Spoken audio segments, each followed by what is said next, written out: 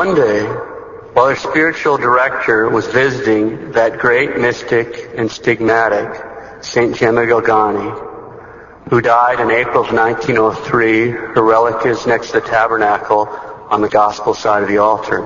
One day, St. Gemma went into an ecstasy.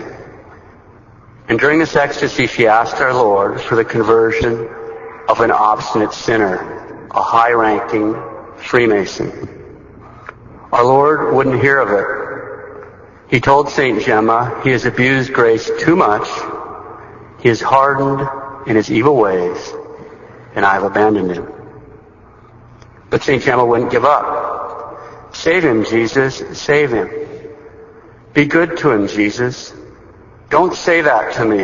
In thy mouth, that word, abandon, sounds bad. Thou must not say it. Despite all of St. Gemma's begging, our Lord continued to insist on divine justice. St. Gemma didn't give up and replied, I am not seeking thy justice, Lord. I am imploring thy mercy. Jesus, go in search of that poor sinner. But our Lord would not yield.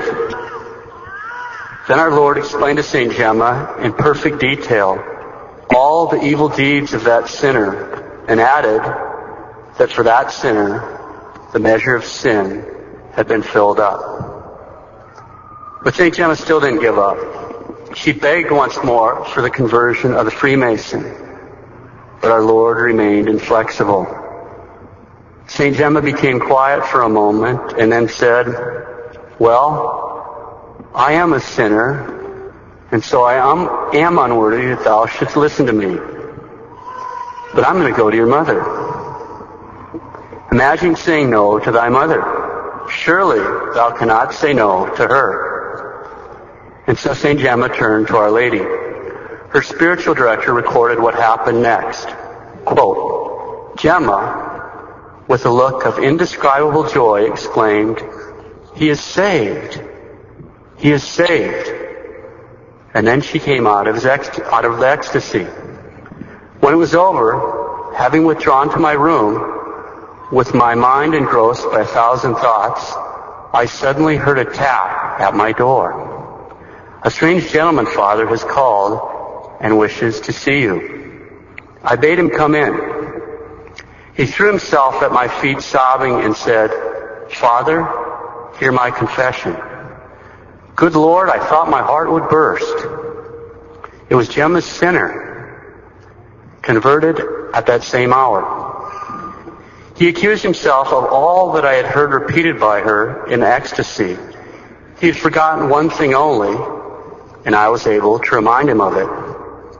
I consoled him, told him what had just happened, and got his leave to narrate these wonders of the Lord. Close quote. This miraculous conversion reminds us today, on the great feast of Our Lady, of how great and powerful Our Lady really is.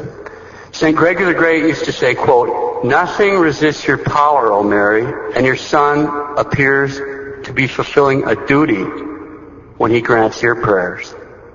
Close quote. We can easily see the truth there when we see the case of this Freemason hardened in sin. And yet, when Our Lady asked her son for his conversion, our Lord just couldn't say no.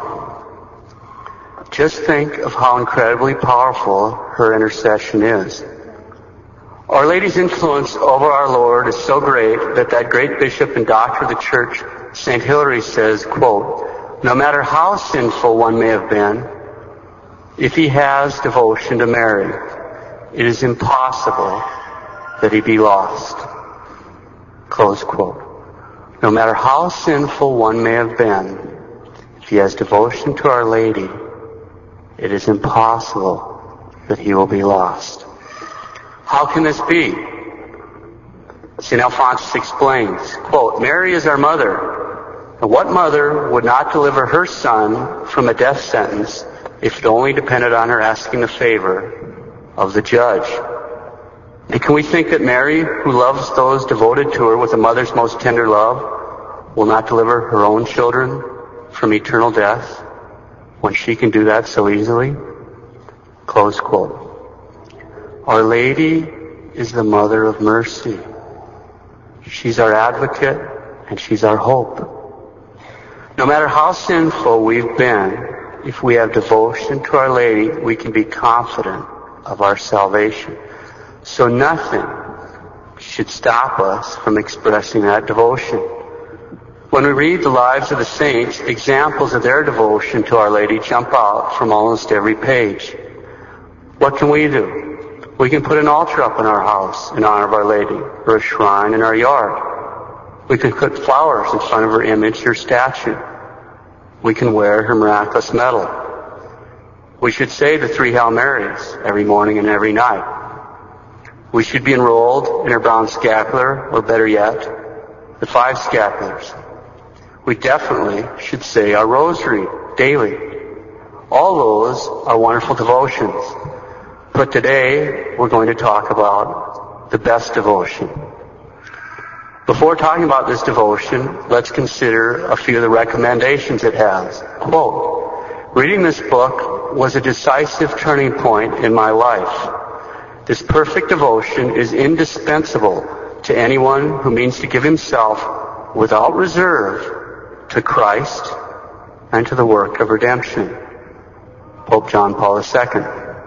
Quote, the force and unction of the words of Mary's servant have not only touched, but captivated and converted many souls.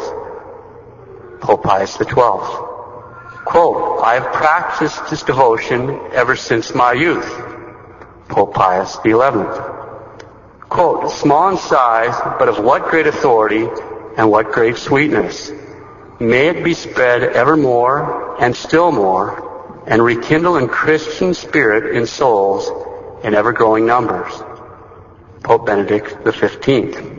Quote, I heartily recommend true devotion to Mary, and to all who read it, I grant the apostolic benediction. St. Pius X. On his deathbed, Leo XIII renewed his consecration to the Blessed Virgin Mary. And finally, this is the best and most acceptable form of devotion to our Blessed Lady, Blessed Pius IX. This is the best and most acceptable form of devotion to the Blessed Mother. So what is it? What is the best and most acceptable form of devotion to our Blessed Lady? The true devotion to Mary, which is explained in the book of the same title, written by St. Louis de Montfort. This is the best. In fact, the difference between this devotion and all the other devotions to Mary, in the spirit, it's just like in the spiritual realm, the difference between conventional and thermonuclear war. You can't get any more powerful than this. This is it. This is the limit. Although St. Louis Marie spends 170-some pages explaining the finer points of this devotion, the basic concept is really easy to sum up. Being truly devoted to Mary means depending on her in all things and at all times. The foundation of the best and most acceptable devotion to Mary means being dependent on her in all things and all times. As St. Louis Marie